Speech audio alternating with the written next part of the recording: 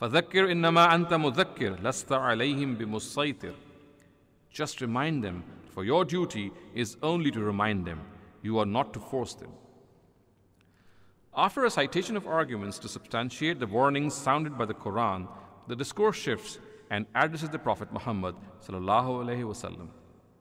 He is assured that those who are denying his warnings are not doing so because his warnings are not well substantiated, for signs and arguments in their favor are numerous all around them.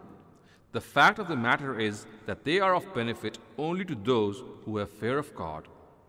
In the previous surah, such people are referred to by the words سَيَذَّكَّرُ مَنْ يَخْشَى, or he who has fear will benefit from it. Surah number 87, verse 10.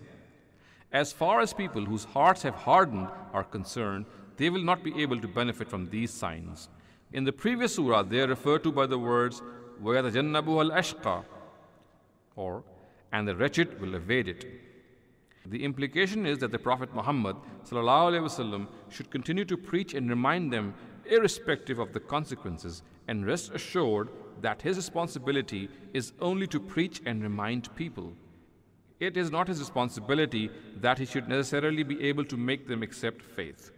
God has sent him to remind people, and he will not be responsible if his adversaries do not embrace faith.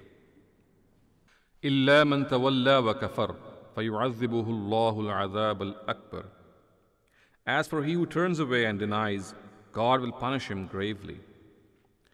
Before the particle of exception illa, an ellipsis of some words has occurred, which can be determined through contextual indications. If these suppressed words are unfolded, the whole discourse would be something to the effect, those who are blessed with the urge for guidance will benefit from your message. As for those who turn away and deny, the Almighty will gravely punish them. The expression Al-Azab Al-Akbar refers to the torment of hell, which will be the greatest among the torments of this world. No other torment of this world can rival it, neither in extent nor in perpetuation.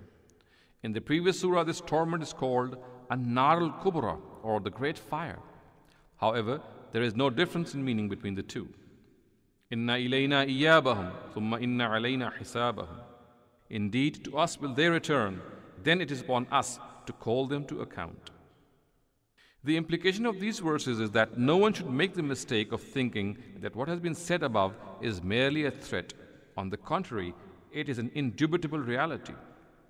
It is to God that everyone will return, and to no one else, and it is incumbent upon God to take account and reward or punish people accordingly.